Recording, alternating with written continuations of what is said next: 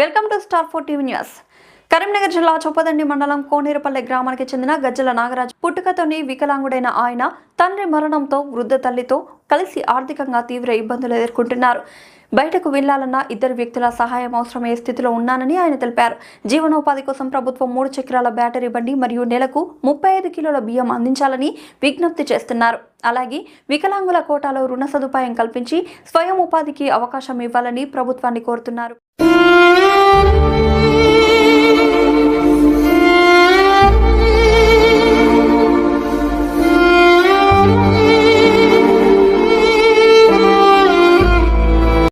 నమస్కారం, నా పేరు నాగరాజు. కరీంనగర్ జిల్లా మండలం చొప్పదండి గ్రామం కోనేరుపల్లి. నేను పుట్టుకతోటి అంగవైకల్యంతో ఉన్నాను.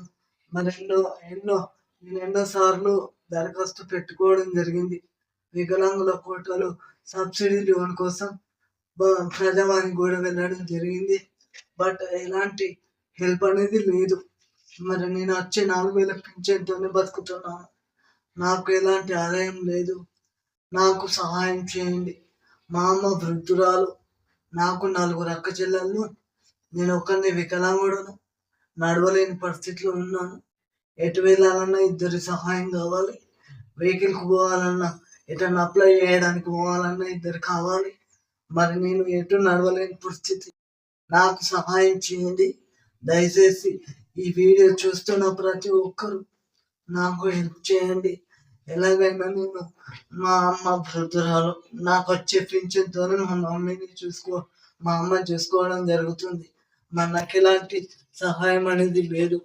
దయచేసి స్పందించి ప్రభుత్వ అధికారులు దయచేసి స్పందించి న్యూస్ రిపోర్టర్స్ కూడా దయచేసి నన్ను ఆదుకోగలరు. ప్రతి ఒక్కరు స్పందించి నాకు సహాయం చేయగలరు. నాకు ఎలాంటి ఆదాయం లేదు. నేను వచ్చే పింఛన్ నిన్నే బ్రతుకుతున్నాను. నాకు ఎలాంటి సహాయం లేదు. ఆర్థికంగా సహాయం కావాలి.